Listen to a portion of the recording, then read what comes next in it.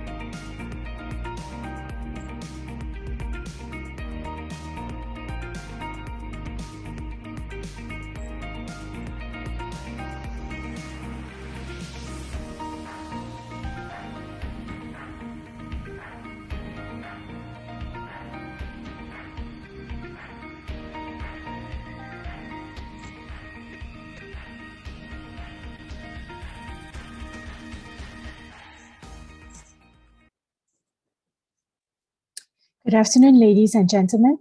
Thank you for joining us at the SIEW Energy Insights webinar series. Please participate in our polls by scanning the QR code on your screen or go to www.menti.com and enter the code 81580528. Do share your thoughts with us as we will be discussing the results later during the program. The program will begin shortly. Thank you.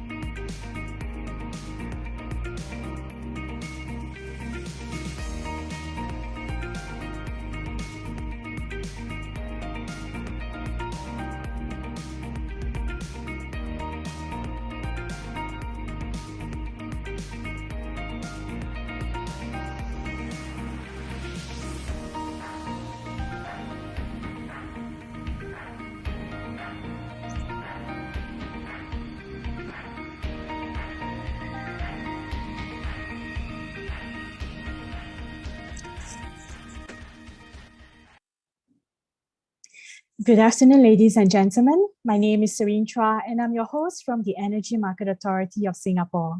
Thank you once again for joining us at the SIEW Energy Insights webinar series. Today's webinar, Accelerating Clean Energy Adoption in Asia Through Partnerships and Technology, is held in partnership with Sustainable Energy Association of Singapore, organizer of the SIEW partner event, Asia Clean Energy Summit. Scan the QR code on your screen or go to www.menti.com and enter the code 81580528 to participate in our polls. To pose a question, please use the Q&A feature. Let us know your name and organization, and if your question is directed to a particular speaker. To start today's webinar, I would like to invite Mr. Edwin Kiew, Chairman of the Sustainable Energy Association of Singapore, for his opening remarks. Mr. Kiew, please.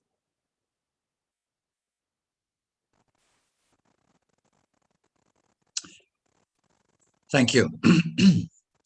His Excellency Dr. João Galamba, Deputy Minister and Secretary of State for Energy from the Portuguese Republic, Mr. Ngiam Shichun, Chief Executive, Energy Market Authority, distinguished speakers, ladies and gentlemen, very good afternoon to all of you,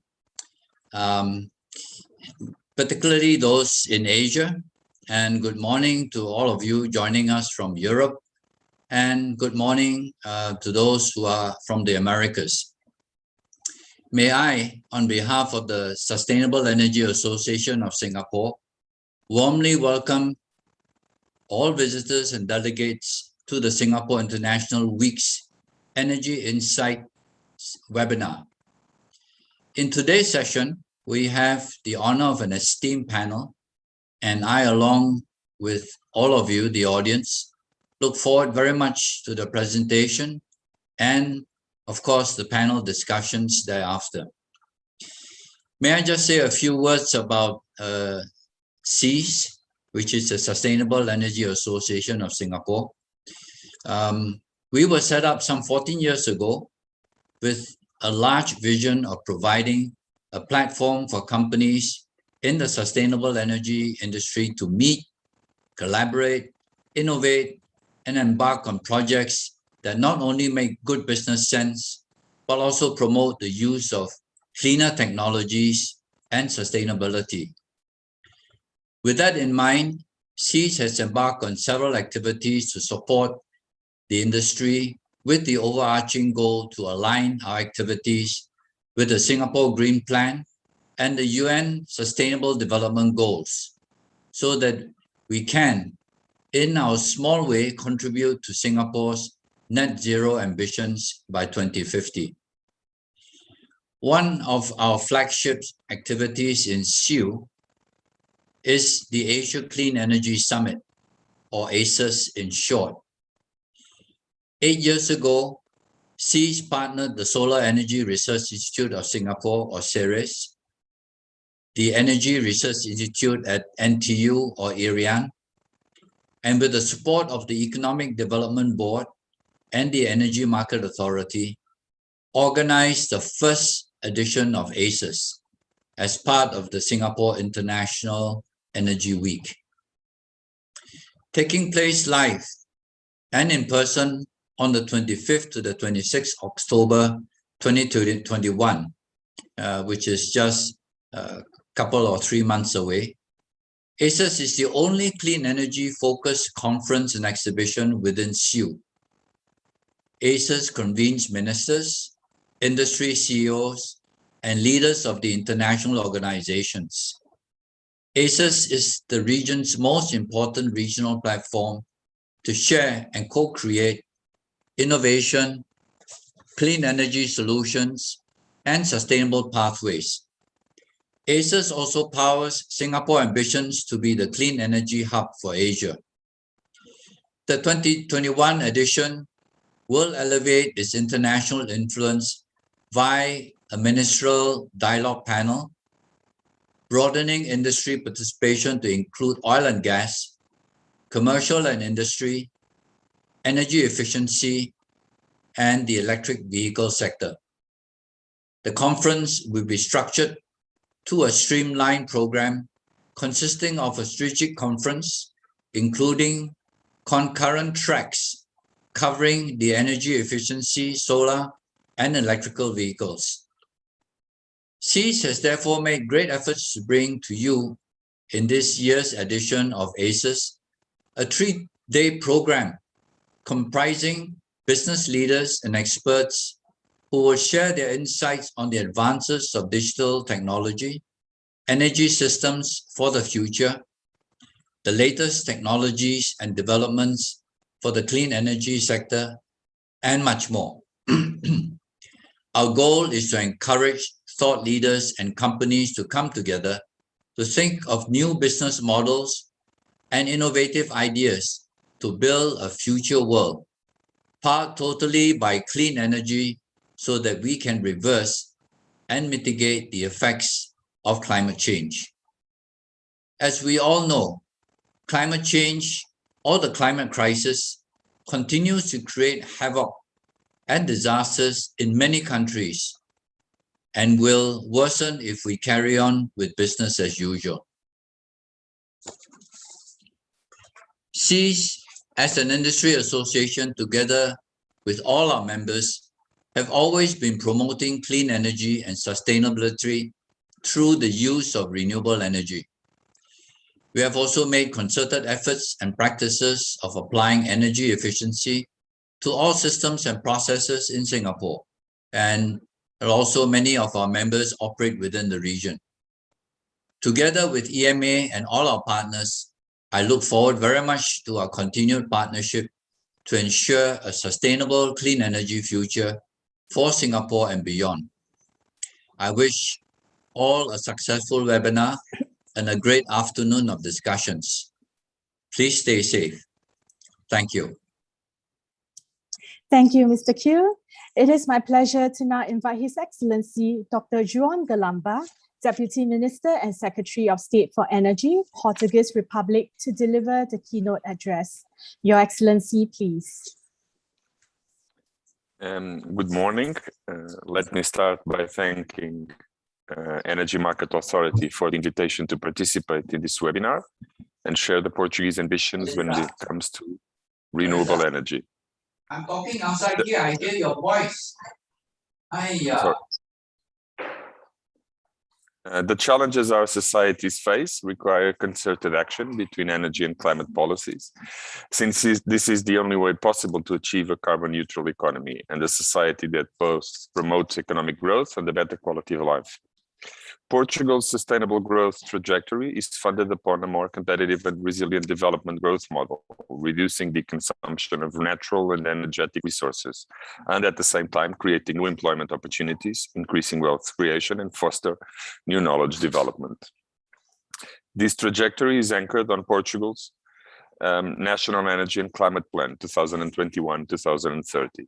This path to a carbon neutral economy requires joint action in several strategic areas, with priority being given to energy efficiency, greater diversification of energy sources, increased electrification, reinforcement and modernization of infrastructures, market stability and investment, reconfiguration and digitalization of the energy markets, and lastly, incentives for research and innovation. This paradigm shift to a new energy consumption model is a fertile ground for the development of new business models, more sustainable, more resilient, and aligned with long-term objectives. Significant volumes of renewable energy deployment are needed to meet climate change targets. Deployment is a consequence, but also a facilitator of decreasing technology costs. Each type of renewable energy technology has its own challenges associated to more widespread deployment. The energy transition is not necessarily a burden for the consumers and the taxpayers. For example, Portugal's 2019 and 20 solar auctions demonstrated the competitiveness of renewable electricity. Both tenders were resounding successes, with Portugal setting world records for the lowest solar tariff price in the world. The more mature technologies, wind and solar PV, paved the way to the energy transition, but they are not the only route within the renewable electricity generation possibilities. Offshore renewable energy production technologies are faster and complementary to traditional solar and wind. Offshore wind systems are emerging technologies that have a very strong potential, and investment costs are declining every year. Some estimates speculate that if we could harness this type of energy, it could supply a considerable part of the world's energy consumption. Wind energy is now and will continue to be one of the main sources of electricity in the future of Portugal. Being onshore wind energy already implemented in practically all locations with good resources, its expansion is foreseen mainly through repowering of of existing parks, and above all through offshore wind, mainly floating technology.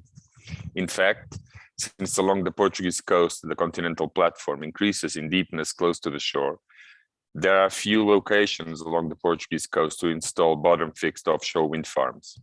Floating is therefore the offshore wind technology which is foreseen to have the most widespread use in Portugal. Coastal Portuguese geographical location and the existence of grid infrastructure along the coast allows the future extensive use of this technology. It also should be noted that synergies are growing among different ocean technologies. One of them is the combination of wind and waves in order to produce a more constant profile of energy produced offshore. Furthermore, wave technology generates electricity with a timing profile which is complementary to the wind and solar PV production. Because of that, many countries, even not being coastal, pursue expertise in wave energy. In Portugal, there are several projects running and others in the development phase for these new types of renewable offshore wind production, offshore energy production. If we could have more international partnerships for these innovative research, the chance of success would truly increase. As new challenges emerge, new solutions and opportunities must be found. Regarding the opportunities arising for the necessary energy transition, I must emphasize the role of the hydrogen strategy and share our perspectives to develop an hydrogen industry in Portugal. Encourage the debate around hydrogen and support mechanisms to create a real market for hydrogen and debate associated regulatory conditions. These were some of the priority themes of the Portuguese presidency in the field of energy. The high-level conference on hydrogen, organized under the Portuguese presidency of the European Council, offered a platform to explore hydrogen's current momentum in real-world action. It allowed us to learn more about strategic initiatives based on hydrogen clusters and valleys, exploring new windows of economic, industrial, scientific, and technological opportunities. If we can resume the fundamental aspects of building an hydrogen market in our vision, they are strategy, implementation, financing. Our ambition is a new industrial and technological opportunities matched with new job creation and a strong European market for hydrogen. More than agents acting in an existing market, we need a collective focus and drive to accelerate the creation of markets and the implementation of all the technologies to ensure global industrial and technological opportunities. Hydrogen, particularly green hydrogen, contributes to the pursuit of decarbonization as an energy carrier and for storage, especially on those sectors where electrification is not feasible or simply not cost effective. To achieve its full potential, it is very important to make progress and take the next steps to make its price competitive and create a global market, while maintaining investment in research and innovation to develop the necessary infrastructures and implement measures of certification of origin. It's time to act and move from ideas and plans to execution. That's why Portugal has already carried out several relevant actions in this area. We are promoting an industrial policy around green hydrogen and renewable gases, which is based on the definition of a set of public policies that guide, coordinate, and mobilize public and private investment in projects in the area of production, storage, transport, and consumption of renewable gases. At the national level, we completed the legislative act that frames all these activities. We also approved national hydrogen strategy fully in line with the European strategy, and we also engage in international cooperation around hydrogen to align green hydrogen strategic priorities and to encourage commercial demand international, the creation of an international market where standards and protocols are key. We believe that a small and peripheral country from Southern Europe, like Portugal, can be a key element to push forward the broad use of hydrogen, in particular green hydrogen, in order to better the world's decarbonization goals and contribute to a genuine international hydrogen market. We have the right resources, very competitive conditions, both for solar and wind, and a strategic geographical location that facilitates exports to the main consumption sites. We see port, a deep sea port connected to an industrial park, as a strategic location and a future location for a cluster aiming at securing a synchronized value chain for green hydrogen production, transportation, and demand, focused on leveraging Portugal's renewable energy as a factor of competitiveness with export component. We're working with relevant world economies who want to position themselves as frontrunners in this matter with us to allow the industrial scale-up of green hydrogen. Creating the conditions for long-distance transportation and trade of green hydrogen and green ammonia and green methanol, as well as the financial support mechanisms to kickstart these critical elements of functioning hydrogen economy. We can commit to more ambitious targets, but this requires international cooperation. To finalize, we have to create mechanisms that make it possible to reconcile two objectives. We need to make investments in hydrogen production feasible in the startup phase and promote the beginning of the incorporation of hydrogen in the energy system, while adequately remunerating production and at the same time avoiding that these objectives represent extra costs for the energy system, which could compromise the consumers' support of this strategy. By aggregating all the relevant stakeholders, by pooling resources to increase scale, and by having a unique collective focus and drive, we believe we can accelerate the implementation of an hydrogen market and ensure global industrial and technological development. The clean energy transition should involve and benefit consumers. This is key. We need consumers on our side to ensure that they are compromised with the strategy. Renewable energy sources will have an essential role in all of this. The smart integration of renewables, energy efficiency, and other sustainable solutions across sectors will help achieve decarbonization at the lowest possible cost.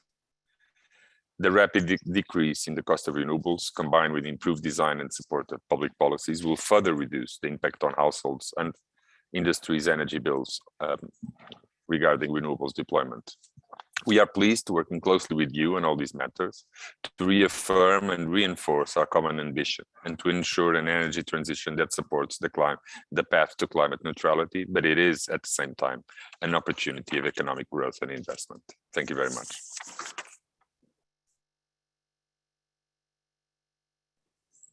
Thank you, Your Excellency. If you have not voted, log in to www.menti.com and enter 81580528 to participate. Let us now invite Mr. Dolph Gillen, Director, Innovation and Technology Center, International Renewable Energy Agency, for his presentation on the IRENA World Energy Transitions Outlook 2021.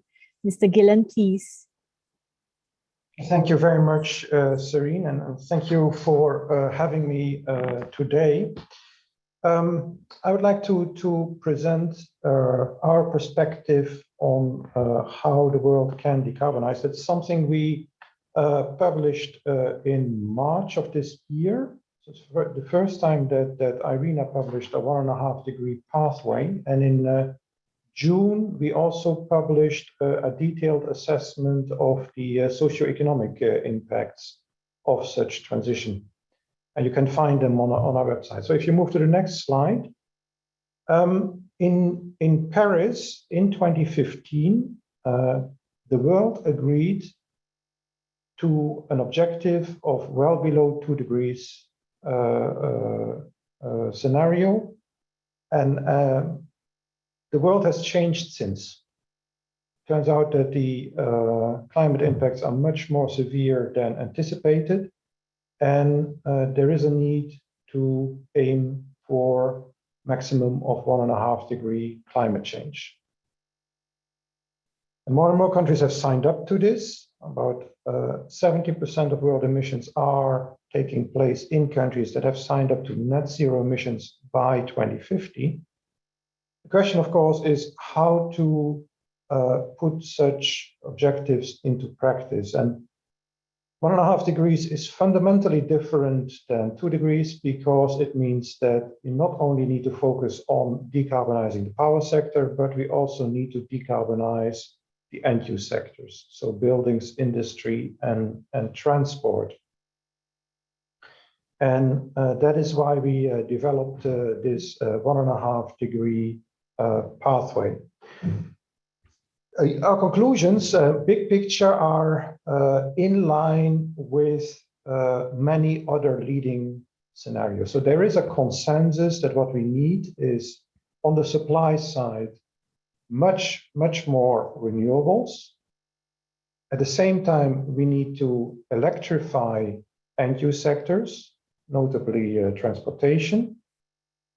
And we need to work on the efficiency of energy use. So these three pillars combined account for about 70% of the global decarbonization. And then on top of that, there is the use of hydrogen, and there is CO2 capture and storage. So for the coming decade, what needs to happen is that we focus especially on introduction of renewables in power generation and on the phase out of coal-based power generation, which is of course very relevant also in an ASEAN context.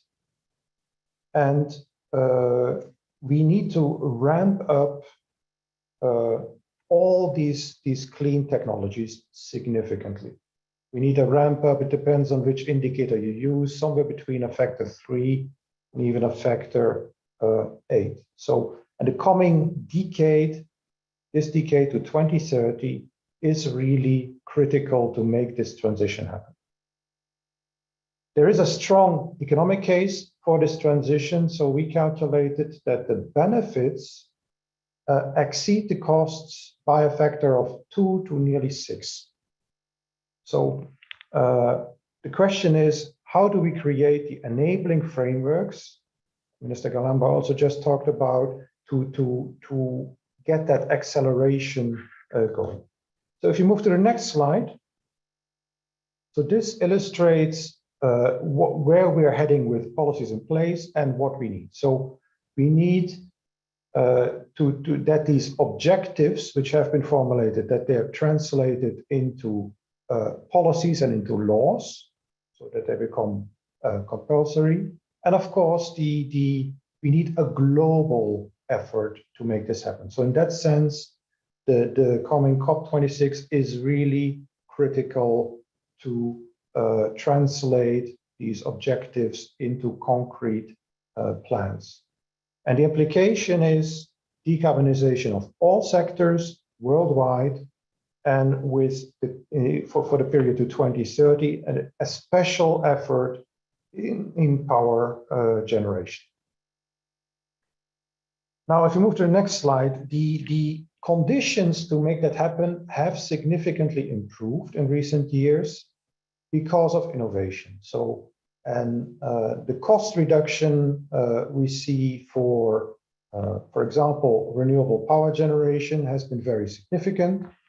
So our latest cost assessment issued in June showed that in 2020, global average cost for onshore wind were about 3.9 cents per kilowatt hour, for solar PV about 5.7 cents per kilowatt hour. And the costs in the ASEAN region are very much in line with these global averages. And costs continue to fall. So we've come to a situation where renewables have become the cheapest form of power generation, and that is driving the global uptake. And you see that also increasingly in the ASEAN region.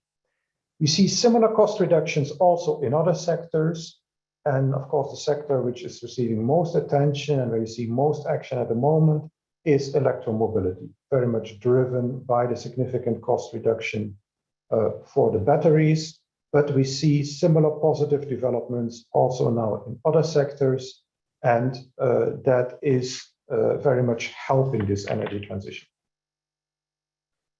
So if you move to the next slide, that illustrates what we have seen in renewable power generation. So already for some years, renewables dominate the total global capacity additions. According to our statistics, last year, around 264 gigawatts of renewable capacity were added.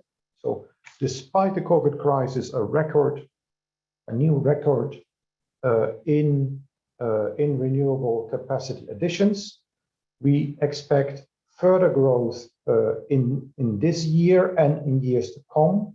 And that is having its effect on the global power mix. So last year, roughly 30% renewables in global power generation, also a new record there.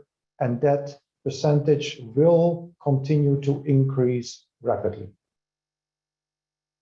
But even if last year was a record, we're not yet at the levels that are needed. We need, in fact, a threefold increase in this decade to reach the speed of energy transition that we need. We move to the next slide, because we need to grow to power systems worldwide that are dominated by solar and by wind. We think that we need about 8,000 gigawatts of wind and about 15,000 gigawatts of solar PV by 2050. And so today, both types of technologies are below 1,000 gigawatts installed capacity. So very significant ramp up is needed worldwide. And we go to power systems that are dominated by these variable renewables. So we see that about nearly two-thirds of electricity generation 2050 will be from solar and wind. And of course, that has big implications on how you operate such power systems. It will be very different from today. We move to the next slide. What we need is a much higher level of what is called flexibility. So flexibility means that supply must meet demand at all times. And also, we should try to minimize the curtailment of any of these renewables, because of course there is a cost involved with that. We have 4 ways to enhance that flexibility. Of course, enabling technologies such as batteries, such as production of green hydrogen. But what is perhaps more important is also adjustments in market design. So we need prices that reflect scarcity in time and in space. We need to have another close look at systems operation, because power lines are today in many jurisdictions not yet used in the best way to accommodate these renewables. And we need to also allow for new business models, such as aggregators that use the distributed energy resources, such as rooftop PV and behind-the-meter batteries, and also to allow for peer-to-peer electricity trading. So if you combine these 4 dimensions, you can find new solutions that will allow integration of much higher shares of variable renewables. And from the front-runner countries, you can already see that it is possible to move to much higher shares. Now, I wanted to give 2 examples that are specifically relevant in an end-use context, also for Singapore. One is shipping and one is aviation. If you move to the next slide. So shipping is also an important sector. Today, heavy fuel oil is used. Singapore is a major bunkering station for these ships. And Irene is also part of the Getting to Zero Coalition for Shipping, where we discuss solutions. And green ammonia and also renewable methanol have emerged as important solutions for the shipping sector. At the moment, the first ships are being put into practice. In fact, there are about 20 ships already running on methanol around the world. Ammonia is currently being introduced as a shipping fuel, and there's a lot of activity, around 35-40 projects on green ammonia production around the world. Costs are coming down, and we expect we will see a major shift in introduction of these clean shipping fuels in the coming decade. And it's important also on the harbor side, on the supply side, to start planning for this transition, because it has implications also for the bunkering infrastructure. Aviation, the next slide, a similar picture, but I would say it's a little bit lagging compared to what we see in shipping. So there are two major solutions there on the supply side. One is synthetic aviation fuels, some activity in producing these using green hydrogen, but also biojet as a major solution. So we issued a new report on biojet last month. Today, the volumes are still modest, around 140 million liters of biojet. What we need is a very significant increase, a thousand-fold increase, in fact, to 100 to 200 billion liters of biojet. Today, the use of vegetable oils and used cooking oils is the major source of these biojet fuels. We need to go to more advanced biofuels produced from biomass residues. We think that there is an increasingly an economic case, but there is still a long way to go, and there's much more effort needed in make this transition happen. So we also need the enabling frameworks to make that happen. Minister Galamba mentioned offshore renewables. We issued a report on that for the G20, was also released last month. And we see interesting opportunities there for offshore wind, but also increasingly for marine technologies. So that's also relevant in an ASEAN context, with Indonesia having the G20 presidency next year. So we look forward to that cooperation. And of course, we need to work on also regional and national roadmaps, because these global numbers are nice, but in fact, the implementation needs to take place at the national level. We're working with ASEAN, with Indonesia and with Malaysia at the moment to develop such roadmaps, and we look forward to a further strengthened discussion in the coming months as we produce the results from that. Finally, in hydrogen, our collaborative framework where it focuses on that, and standards and certification is a key focus area there, with geopolitics also receiving a lot of attention right now, and future trade. I'll stop there. Thank you for your attention.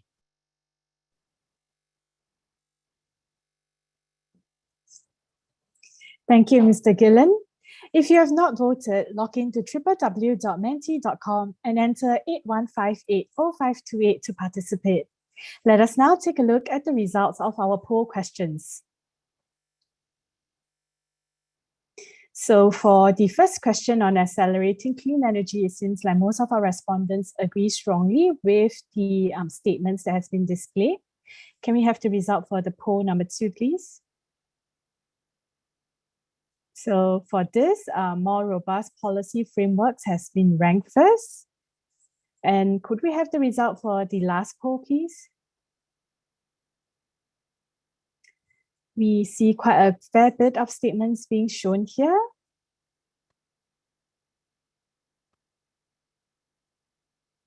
Do keep your answers coming. As we begin the discussion, please use the Q&A feature to pose your questions.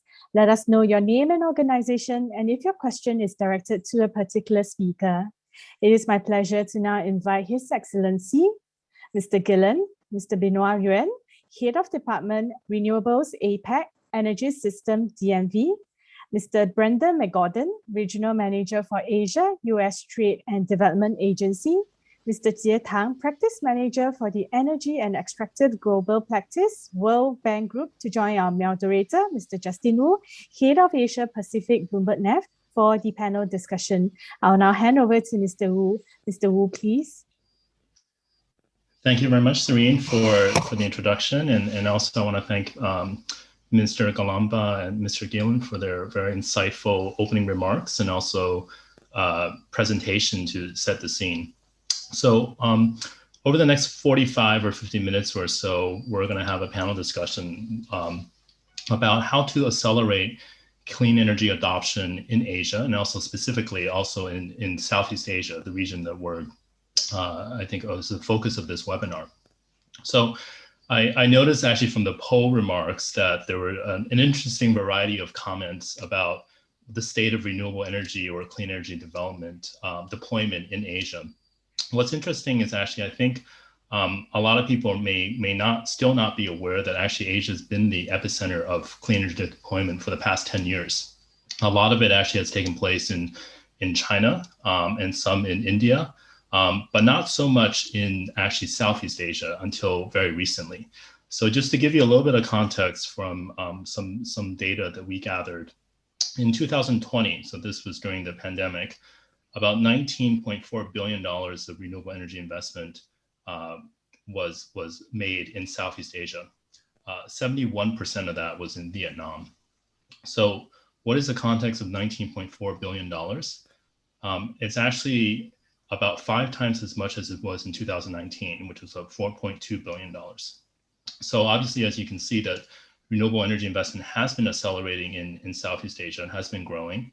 But as the IRENA presentation pointed out, the first pillar of achieving no more than 1.5 degrees of global warming by 2050 is to ensure that actually in the next 10 years, we deploy a lot more renewable energy. So I think there's a big question about how do we accelerate this in the next 10 years. So I want this panel actually to focus a little bit about probably the near term, the next 10 years, and specifically what we can do in Southeast Asia.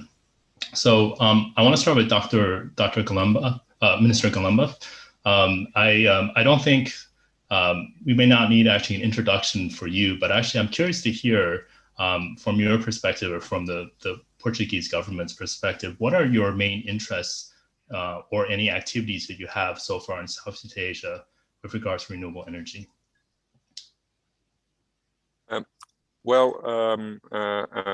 As I mentioned in my speech, we believe that a collaborative approach is key.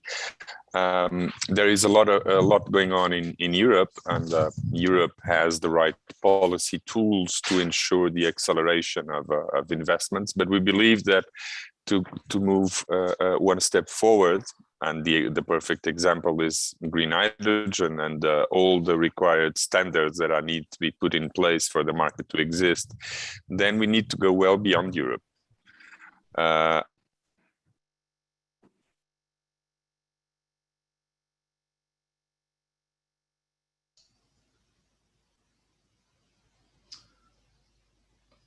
Singapore, for example. Yes. Sorry, Dr. Galamba, can you still hear us? Yes. Okay, sorry. Yeah, please continue. I'm in a small village in Portugal, and the connection is not the best. Yes, please continue. We can hear you. Yeah. Yes. I believe, for example, that the priority that we give to ports makes total sense when we look at East Asia. For example, the concession of our main goods port in the south of Portugal is Singapore Port Authority. And we believe that the international partnerships around ports, around standards, are key to move even further and to accelerate even further the required investments needed. We won't go anywhere if we look just at the European space, our traditional European partners. We need to go beyond that. And I think this international dimension of collaboration sets the correct stage for the acceleration needed in global efforts to achieve the desired goals. Thank you very much, Minister. I think international cooperation is very important, and I think a topic of great interest amongst this audience. So maybe we'll return to that in a moment. Mr. Galen, I want to come to you. So I always great to see a presentation from IRENA and the views and the thinking that you're presenting. If I may ask you, do you have any thoughts about Southeast Asia or ASEAN in particular, about where you see the state of things are, and whether what are some things that you like to see happen in terms of accelerating clean energy deployment within this region in the next 10 years? Yeah, thank you for that question. I mean, as you also said yourself, it's very encouraging to see the rapid acceleration of uptake of renewables in the region. And the numbers for Vietnam are particularly remarkable, I would say. To go from 0 to about 25% solar PV in the generation mix in 3 years is remarkable, to say the least. But of course, there have been important efforts also in other countries, in Thailand, in Singapore, in Malaysia, etc. And the uptake of especially solar PV poses a great opportunity in the region, and you see that is currently accelerating. The uptake of offshore wind is accelerating. And of course, the region has also significant hydropower resources still left to be developed. There is geothermal. There is a significant bioenergy potential. Of course, we have to consider sustainability also there as an important aspect, but potential is very significant. So developing all these aspects further in the coming years will be important, with initially especially a focus on the power sector. Thank you very much, Mr. Galen, for that. Let me turn to Brandon next. If you could briefly introduce yourself and also tell us a little bit about your organization and your interests and activities in Southeast Asia. Great. Well, thank you, Justin, and also thanks to our organizers in Singapore for including USTDA in this great program. As mentioned, I'm Brandon McGordon. I'm the regional manager for the U.S. Trade and Development Agency based in Bangkok. I support USTDA's business development across our different sector portfolios in Southeast Asia and the Pacific. USTDA, for those who are not familiar with our agency, we primarily serve as a project preparation facility to support early stage infrastructure development in emerging markets. So our agency provides grant funding for project development activities such as feasibility studies, master plans, technical assistance, engineering and design, and pilot projects. These tools help our partners here in the region to accelerate and to de-risk projects through the early stages of development, from anywhere from concept to the point of financing and implementation. Our agency, we're an on-demand project preparation facility, so the private sector developers, government, state-owned enterprise, the participants on this phone are welcome to reach out to USTDA at any time to approach us with new proposals for clean energy projects to support decarbonization goals in the region.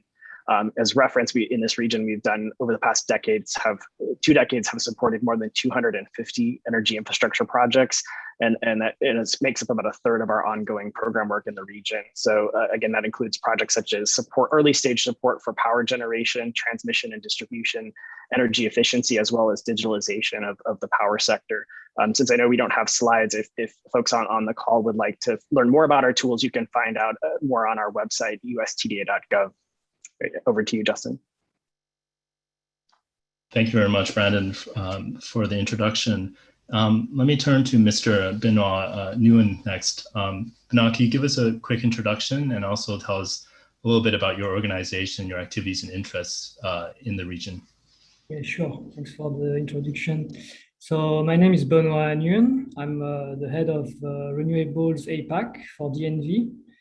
And DNV is one of the largest classification society in the maritime sector.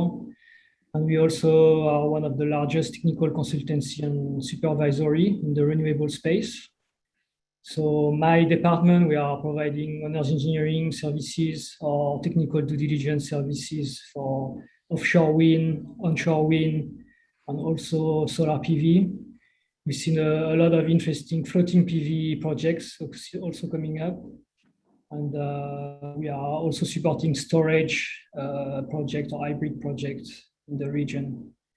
So we are taking more the angle of a technical advisor side. Thank you very much, Benoit. Thank you. And last but not least, I'd like to invite Mr. Jie Tang. Can you please introduce yourself and also tell us a little bit about the World Bank's or your department within the World Bank's interests and activities in the region? Okay, thank you, Justin. Thank you for the invitation to this forum. My name is Jie Tang. I'm the practice manager for energy and the extractive global practice of the World Bank.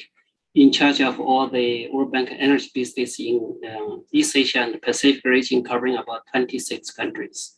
So our major energy program, working closely with the government, is really looking at the energy development in the future, right? Not only on the renewable energy side, but overall on the carbon emission reductions in the energy sector. So often we are talking about the renewable energy development, but on the other side, how you also deal with the coal phasing out is critical. While you are talking about, the fast-growing renewable energy in China, in Vietnam, in Philippines, in Indonesia, but perhaps the coal power capacity is going even faster. So this is a challenge that we're facing, and we're working closely with the government, not only on the renewable energy side, but for the energy as a whole, how to slow down the coal in the region. And the priority for World Bank engagement is to really stabilize and bend the curve and try to bring the energy sector into a sustainable approach. Thank you. Thank you very much, Mr. Tang. Okay, so I think for the next part, I'll, based on your introductions and some of the things you said, maybe I'll ask each of you individually some more specific questions on your interests and activities, and hopefully this will be very useful for the audience and help them understand a little bit the expertise that you're bringing to this area. So Minister Galamba, maybe coming back to you again.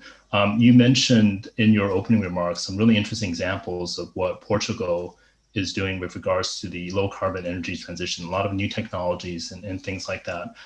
If I may ask you just to say a few more words about what you think are some lessons from Portugal's experience that you think may be relevant for Asia with regards to whether renewable energy deployment or some of the newer technologies you mentioned, such as floating offshore wind or hydrogen. Are there some lessons you think from Portugal's experience that might be relevant for Asia? Well, I think the first aspect that I think was key to the development of these sorts of policies in Europe is mandating goals, mandatory goals for emission reductions, for the penetration of renewables in different sectors, are important drivers in coordination and setting the tone for then private investment to follow. So one of the main policy areas that I think works, it worked in Europe and it definitely worked in Portugal, is this idea that you need to set goals, demanding goals over 10 years. So we have the goals for 2030, and we see them as drivers of private investment and sending a strong political signal that commits the country towards those goals. So that's the first lesson. And the second lesson is that we need to make the energy transition work for families and industry.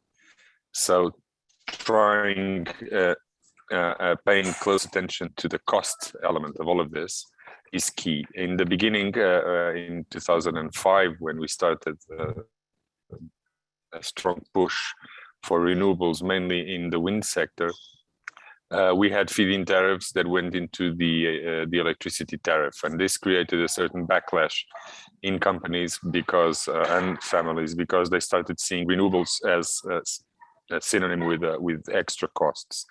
That should be avoided as much as you can. So, for example, the cost of support mechanisms should be outside of power tariffs and outside, as much as we can, outside of the cost structure, and should be paid by other ways or by the national budget. But we should minimize the costs that go to families and industry, because we really need the energy transition to be a happy story. Let's call it like this. And if we are at this is completely true in Portugal. Renewable energy is the cheapest form of energy, especially wind and solar in Portugal. It makes that story easier, but that's a concern that I think all countries that are committed to decarbonizing their economy need to pay close attention. Firm targets in different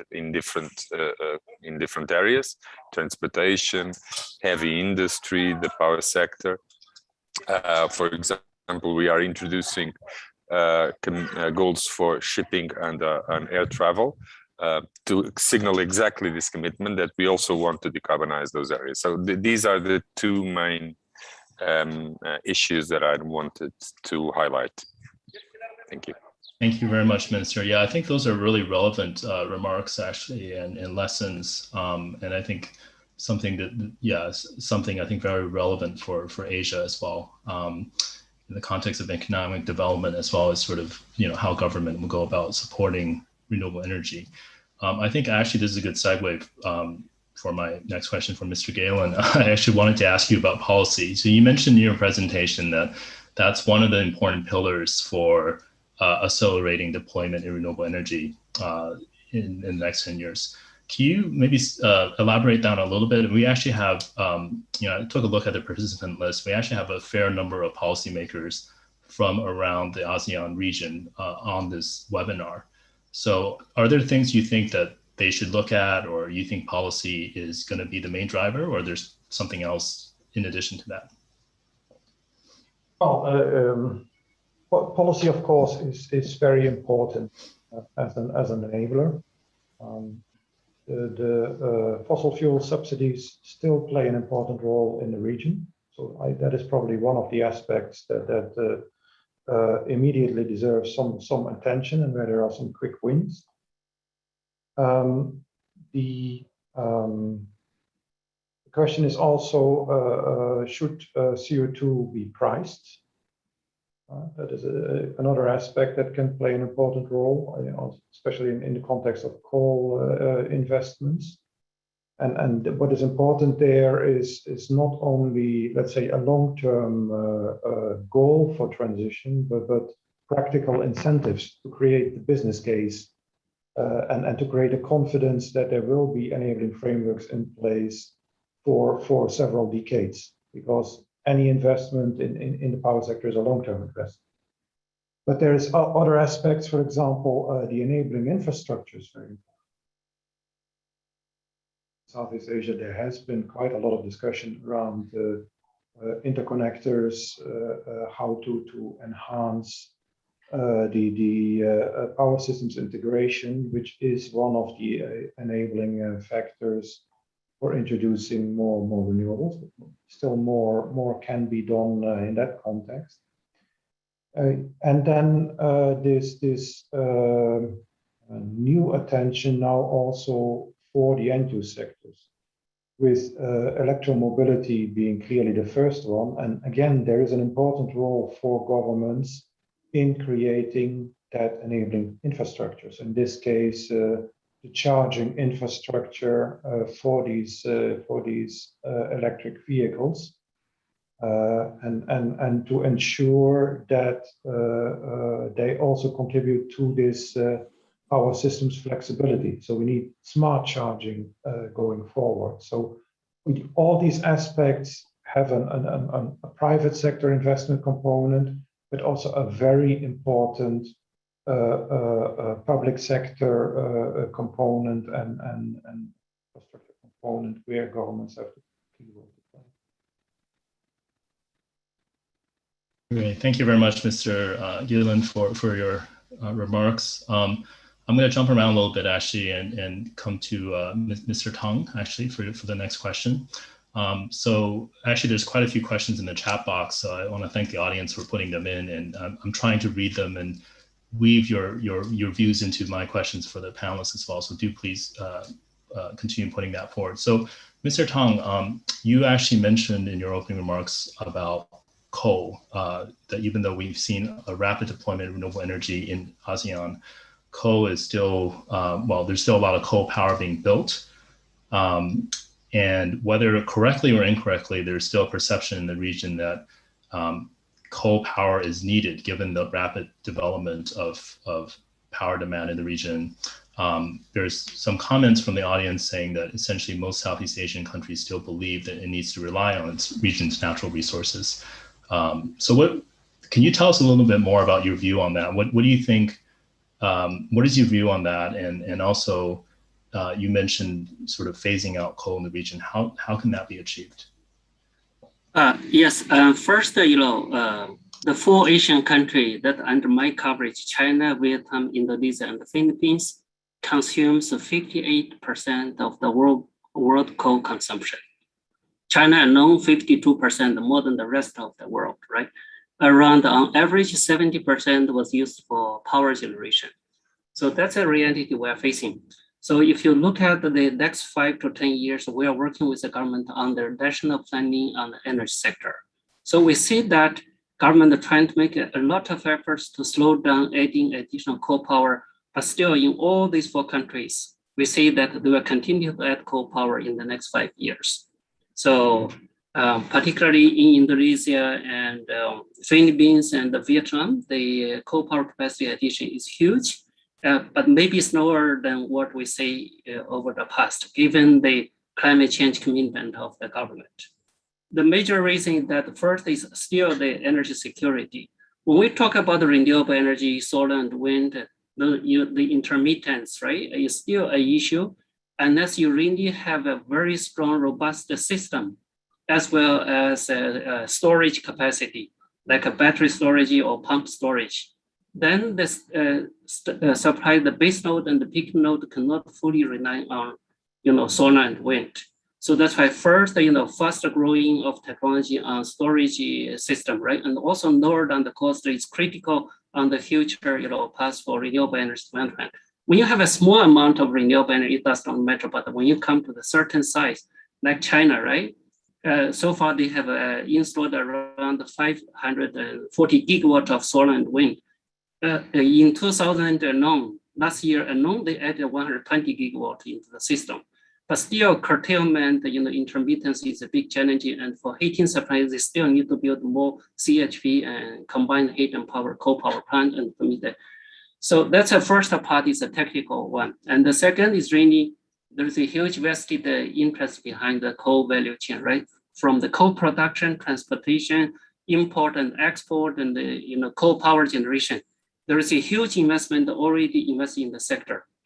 So phasing them out will result in stranded assets. But does the government are ready to managing the macroeconomic impacts as well as social impacts associated with phasing out coal, right?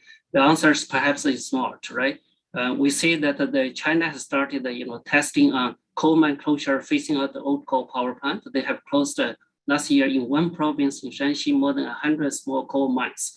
But the associated social impact is huge, and they are struggling on how to deal with the employment and social impacts. I think a third is really, we say that in the whole Asia country, where the major coal consumption is coming for the world, right? We see the energy transition will go through 3 stages. First is really to slow down the coal growth. Second is to stabilize, and the third is ready to decline. And so far, based on the national planning, the investment program that we're looking at the country level, right? China perhaps is, moving to the second stage, stabilizing coal consumption. But Vietnam, Indonesia, and the Philippines, who are the coal major consumption country, right, are still in the growing phase due to the, stranded assets currently going on and the continued investment in the future, and also the energy security demand, as well as the renewable energy development pace could not catch up really with the load growth, and also the storage and the intermittence issue. And finally, we see that even for the current NDC commitment of those countries, which is not consistent with a 2 degree or 1.5 degree, right? It will be more than that, right? Still, we need around $11 trillion investment in the next 10 years for these 4 countries. So there's a huge financial resources needed that would result in the cost of electricity going up between 10 to 20% in those countries. So those impacts that the government is facing, they are waiting for international support on concessional financing. So as a World Bank, as an international financing institution, one of the things we are struggling is really how do we really mobilize international concessional financing to support those countries so that they can go a more aggressive, path on decarbonizing the energy sector. So these are the challenges that we are facing. Thank and you, I say policy and the regulation Please. is critical. Bring private sector participation is also critical. But concessional financing, international support will help accelerating the decarbonization in those countries. Thank you. Thank you, Mr. Kang. Yeah, I think this, yeah, again, I think we might want to return to this question about partnerships and international cooperation. Turning to Benoit, maybe I'll bring you into the conversation. Actually, I was going to let you, I'll let you comment on actually any of the last three questions I asked, but maybe throw in another one. So whether it's the policy question I asked Mr. Galen earlier about, what that means for Southeast Asia. Also, if you have any views on sort of fossil fuels and moving away from that. But maybe one closer to the work of DNV is also on opportunities in renewable energy that you see in the region. So feel free to approach any of the three angles. Maybe starting the opportunities one. Are there any technologies or opportunities you see in the region that you're particularly excited about? Yeah, maybe I can start. There are great resources Southeast Asia. We see there's a lot of sun. There is wind in some part of Southeast Asia as well. I'm thinking Vietnam in particular, Philippines, Indonesia. So onshore wind, offshore wind can be relevant in these places. There's great geothermal resource in Indonesia, a lot of hydro in Vietnam. So countries are quite rich in renewables. Now the renewables are not the silver bullet, and as Mr. Jietong said, it's not dispatchable. So as the penetration increase, you need to go together with different solutions. We see the storage, so lithium-ion batteries, also flow batteries. We provide meaningful solution now, storing about up to 4 hours. With when I look at storage solar, cost around 7-10 cents per kilowatt hour. So this starts to get not the price you really want as a large scale, but it starts to get competitive with the other sources. What I want to make it clear is this 1.5 future is very difficult. It's a very challenging target. We already emit about 2,500 billion tons of CO2. And we are adding another 50 every year. If we stop everything now, we are still already on a 1.5 degree path sometime next decade to 2 decades. The big challenge is how can we just reduce our emission as fast as possible to not go beyond that. And a future at 2-3 degrees is a risk that the climate will spin out of control. So do we want to take this experiment or not? I think now we still have time to do something. But when we see over forecasts like IEA, they are very clear we should stop all exploitation of gas fields, no more coal mines. We should phase out all coal-fired plants, also the gas-fired plant.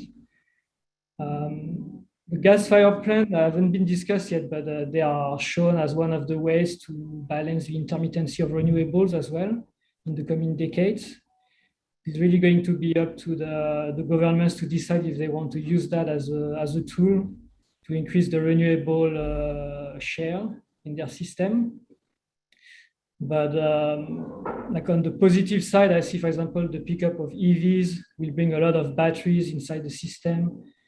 With more intelligent system on balancing the demand, it's possible to increase the share of renewables inside the whole system.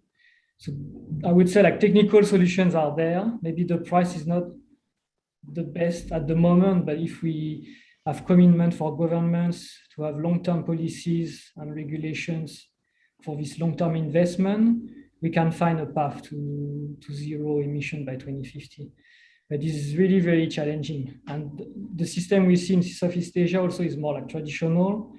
There is generation coal-fired plant or just thermal power plants producing to the distribution centers. So the grid is not also designed to have many small generation over there. So grid infrastructure investment will be required and needs also more flexibility. So at the moment, in a lot of markets, the producer of power, they are the main off-takers. And you don't allow private off-takers in these markets. You can't have corporate PPAs. So this is also something that needs to be solved if you want to see a much bigger uptake of renewables. Thank you for that. Brandon, let me come back to you. You know, I think from amongst the participants on this webinar, there's a lot of interest on partnerships and support. And you mentioned that the USTDA, you know, you've been running a lot of programs to support early technologies and other things. Can you tell us maybe a little more about that, or give us an example of a project or program that you've supported? Sure. Thank you, Justin. As mentioned, again, we operate as an on-demand project preparation facility. So we get requests at any time of the year from the private sector, from governments, from state-owned enterprise. And USTDA support is again being used to help with that early stage feasibility, technical assistance, piloting, and engineering of technologies. So we really do respond or develop and program our projects in response to the project requests and demands from across the region. I think in particular, in addition to the larger scale solar and wind projects, both on and offshore, I think we really also see increasing requests for things such as distributed power generation. So looking at renewable mini grids in places like Philippines and Indonesia, hybrid power systems, integration of energy storage in new markets. For example, we're working with a Thai developer, a Thai energy developer here in Thailand to look at integrating energy storage with their utility scale solar project as an example of a USTDA grant activity. Also, everyone on the panel, I think, has already mentioned electric vehicle is a major trend and an increasing area of requests that we're seeing. So we're actually currently working with another Thai industry partner on a decarbonization and EV strategy. So again, looking at the business case, the infrastructure requirements, cost and financing requirements for that Thai private sector partner to transition their vehicle fleet to an EV platform. So just a few examples, and even at the requests at the smart city and industrial park level of looking at integrating smart solutions, energy efficiency, as well as demand side management type technologies to really help integrate some new technologies. We're getting a request really from across those areas. So I think just to mention as well, another opportunity that we see really is the emergence of other project preparation facilities. So as I mentioned, again, facilities that are really focused at this early stage of project development. We see an emergence of over the past couple of years of new facilities and playing in this space. I think this is a really exciting opportunity because it not only is there growing demand for these types of projects, but we see new tools and resources. And I think it provides new opportunities for us to blend some of these resources from different partners to support these projects. I think in particular where we see larger scale projects like larger scale wind and geothermal projects that have a lot of risk and upfront costs, our blended tools can really make a difference in that early stage development. Thank you, Brandon, for that. Just looking at the question and answer box, there's been quite a few questions revolving around hydrogen. So maybe I feel like we can't sort of have a energy panel these days without addressing this topic. So Minister Galamba, if I come back to you. You mentioned in your opening remarks about sort of Portugal and also the EU's hydrogen strategy and roadmap. And I think, safe to say around the world, a lot of people are looking at what the EU and countries in the EU like Portugal are doing with regards to hydrogen. So can you tell us a little more about that? What are some specific things that you're focusing on? And, again, perhaps what are some of the relevance of that for countries in Asia? Yes, we adopted quite early a national hydrogen strategy, and we immediately changed our entire the gas law to adapt it to renewable gases and to include all matters pertaining to hydrogen. So all the areas pertaining to production, to distribution, and to consumption, we completed, revised our legal framework immediately to make sure that we had that in place. And then, because we recognize that like I said, this is not a set of agents acting in a market, but a set of agents trying to create a market, which is something conceptually quite different. So if collaboration between state authorities and private entities is key in all areas, in hydrogen is crucial. So what we are trying to do at the moment is to tackle simultaneously supply and demand. So we have CapEx support mechanisms for supply, traditional with European funds, and as we've always had in all areas of investment. The novelty here is that we are setting up demand support mechanisms simultaneously with the supply support mechanism, and these will support OpEx, because a significant part of the challenge that needs to be tackled is not so much the cost of investment, but the operational costs that need to come down. So we are setting up these two support mechanisms. So the CapEx support mechanism grew considerably with the Recovery and Resilience Program, where we are mobilizing a significant amount of European funds to support hydrogen. But at the same time, we're basically using the revenues coming out of the ETS system. So the polluting industries in Portugal, we will recycle those revenues to support those same industries in their fuel switching from natural gas or other fossil source to hydrogen or hydrogen-related products like ammonia and methanol. So I think the challenge is to tackle these two sides simultaneously. You need to tackle supply and demand at the same time and to integrate them as much as we can. Regarding integration, we believe that in the initial stage, there are many projects close or around ports. So there's already a geographical proximity between supply and demand. This facilitates this coordination effort that we are putting in place to tackle simultaneously supply and demand. This is the way that we believe that with the right legal framework, with a certain cluster approach to these projects where production and usage are close by, and then with the support mechanisms that tackle simultaneously supply and demand, we think we have the right policy tools to have this kickstarted. And we already have projects in Portugal, we already are supporting projects, and we will support more. Thank you. Thank you, Minister. Mr. Galen, do you have anything to add about hydrogen, or actually maybe I should say, what do you think people in the region, in ASEAN, how should they think about this opportunity? Because as you say, in the ARENA presentation and many other sort of forecasts, there's an evolving consensus around hydrogen having to play a role in decarbonization. So how should people in the region think about it right now? We see indeed an important role for hydrogen in this energy transition. We're a little bit still not convinced that you will see massive transport of liquid hydrogen around the world going forward. So we see a strong case for green ammonia. And that, of course, the primary application will be green ammonia for those applications where we use ammonia today, so for fertilizer production.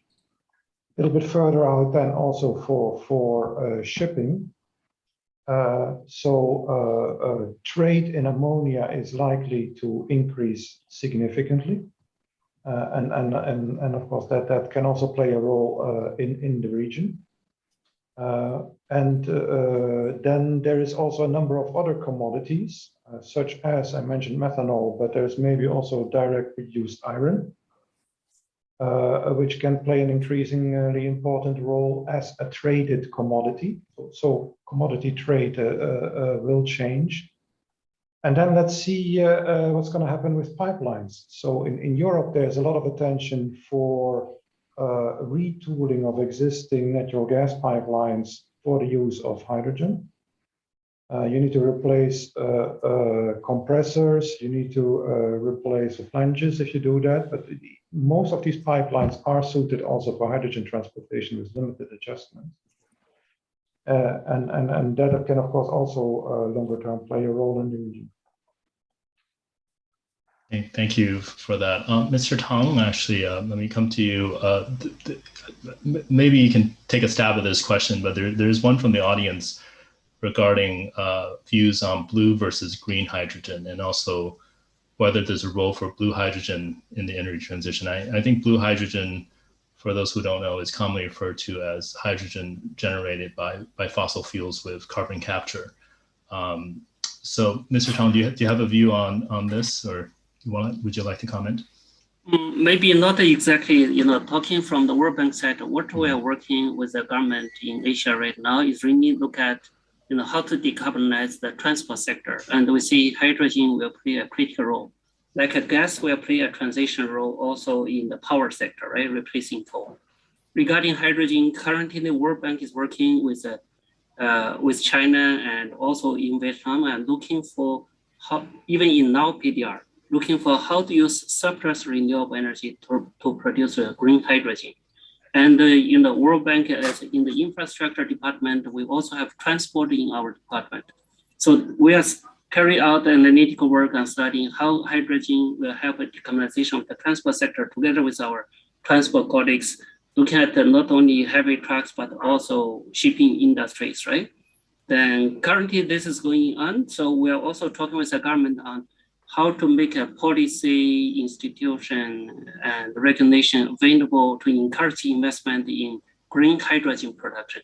And so far, the World Bank, we do not touch, investing in coal or investing in fossil fuel, except gas as a transition for power. So this current work we're going on, still in the early stage, as we say that it's not commercially viable at this stage, but the early engagement together with the government, looking at the business model, the cost, and then the technology is what we're doing right now. Thank you very much. Benoit or Brandon, would either of you like to also comment on hydrogen, or do you have a perspective on it? Well, there've been a discussion of sourcing hydrogen from different ways. So the green hydrogen, going from electrolysis, and they can balance the variability of renewables. And so that's why it's seen as a very great solution. And there are different ways of integrating hydrogen in the economy. So transport is one, but industries in general, they make use of this hydrogen, and that can be used as well as a source of heat. So for European countries, I think they consider that as a future fuel for heating. The other kind of hydrogen, they discuss the gray hydrogen, which is generated from the electricity from the grid directly. So that would come from like the different mix you have in this specific grid. And the blue one is using the chemical reaction from methane, so coming from fossil fuels. And I don't think the plan is to associate it with CCUS. So this type of technology will allow to create more hydrogen and develop the downstream, but that will generate more CO2 emissions. So actually, that's not really like a very good permanent solution. And I think, it's looked at because it's bringing more flexibility in the system. But I think we are like at least a decade away from really having like commercial hydrogen solutions. And one of the challenges, for example, I can mention is the hydrolysis doesn't work currently if you don't have a constant high load. So actually you can't really have it like flexible, taking the variability of the renewable, generate just on and off. So I think this like creates some challenges. Really have a like meaningful commercial solution for the moment, but I think we'll need a lot of research and a lot of technological breakthrough as well in the coming decade to make all this into a future. Thank you. Brandon, I'm not sure if US TDA does any hydrogen projects, but is there anything you'd like to add to that?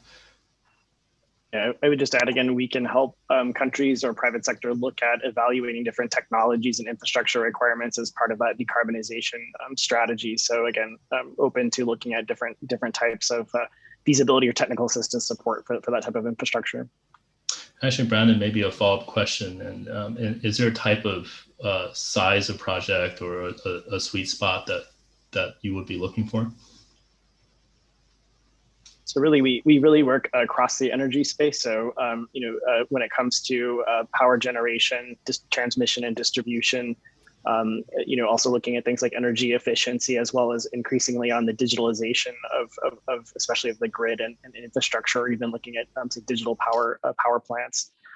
As far as projects, again, we're looking at major infrastructure projects, but really we have a pretty flexible program. So we're happy to look at a range of different energy project types. I think in particular, we're really looking to support a wide range and diversity of energy business models and technology types to really scale up and support those, especially from an early stage. Okay, thank you very much for that. We have just actually under 10 minutes left, so we're running low on time. So maybe what I'll do for the next segment is to look at some of the audience questions and then address it to the panel. Some are actually maybe specific for each of you, and others we'll just open it to anybody who wants to answer. So Mr. Galen, I think there is one question for you actually specifically about the 4.4 trillion US dollars of investment in energy. I think people want a bit of a clarification on whether that's towards renewables or towards, what encompasses that. Can you tell us a little bit more about that? Sure. And in fact, it's a good question, because there's a lot of confusion about these numbers. So power generation, renewable power generation is included. The flexibility investments are included.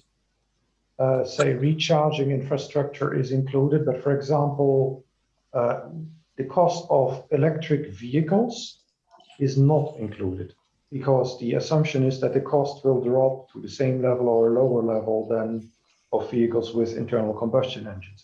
If you would include that cost is much higher.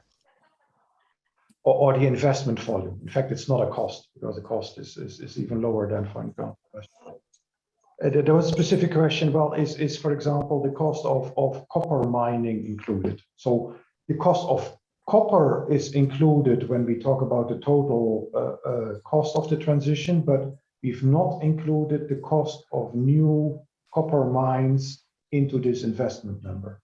We're just looking now into the critical materials needs and what that means in investment needs. It's not that significant, but in this specific analysis, it was not yet. Okay, thank you very much for clarifying that. There's another question, actually, it's kind of an interesting one on the impact of the EU, what's being discussed, the European Union's carbon border adjustment tax and its potential adoption, potential impact on Southeast Asia and trade. Minister Galamba, feel free to comment on that, or others as well. Is there, any view you might have on that?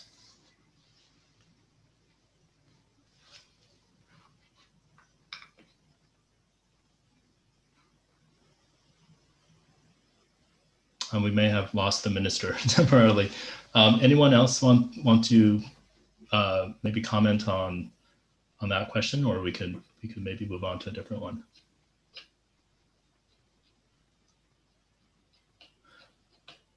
Okay, why don't we hold that and maybe move on to a different one.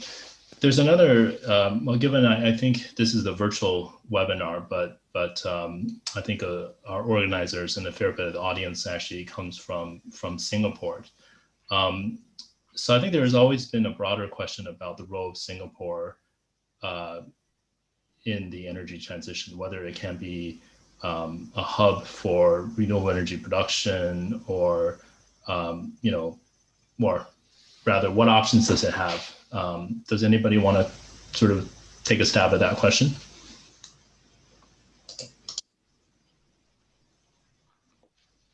Yeah, go ahead, please. Yes, I just wanted to comment that there is a limited of space in Singapore, so you can't really have a generation hub in Singapore. There are already initiatives to have solar PV on the different buildings in the city. There are some of the freshwater reservoirs which are used for floating PV as well. I heard the ambition to maybe actually build the projects outside Singapore, for example, in Malaysia or in Batam, and then have the power transferred into Singapore. But I think it's a bit of a challenge to have a country like creating its own renewable power due to scarcity of land. Yeah. Okay. Thank you, Benoit, for addressing the question. Mr. Galamba, welcome back, and maybe we'll give you the final.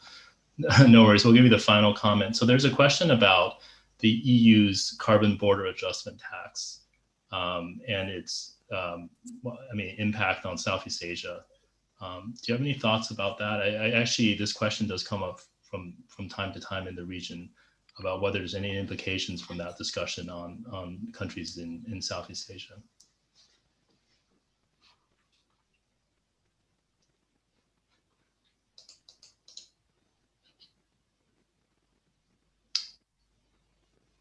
I think we've unfortunately lost the minister again at this critical moment. Well, maybe we can follow up with this question after the session. I think actually we're coming to the end of the webinar. Sorry, I'm here again. Okay. Yes. What I was saying is that, of course, the devil is always in the details, and about the detail. Regarding the details, I cannot talk much because it's still being designed. But the idea of a carbon border adjustment tax is crucial for a continent or an economic area that wants to move very fast on its decarbonization efforts. It's the only way for us to be able to maintain our industry.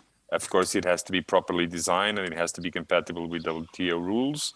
But the idea of a carbon border adjustment is crucial for an economic area such as Europe that wants to move very fast on its decarbonization goals. It's the only way to preserve its competitiveness in the industry. But it has to be properly designed and it has to be compatible with the WTO. It's a challenge. Fair enough. Thank you, Minister. I think that's a fair comment. And I think that's probably a good place for us to wrap up this webinar. So I want to thank all my panelists for joining us for this discussion. And also I want to thank the organizers, SIEW and Singapore, Sustainable Energy Association of Singapore, for hosting the webinar. So Serene, back to you. Thank you. Thank you, Justin. Thank you very much to His Excellency, speakers and moderator for the insightful discussions. We have come to the end of the SIEW Energy Insights webinar series. Do note that a recording of this session will be made available online. We would also love to hear your thoughts on this webinar, so please complete the feedback form that is displayed on your screen. We also look forward to meeting you at SIEW 2021 this October. Registration is now open with an early bird promotion running till 1st October. Please scan the QR code on the screen for more details. Ladies and gentlemen, thank you once again for joining us today and have a great evening ahead.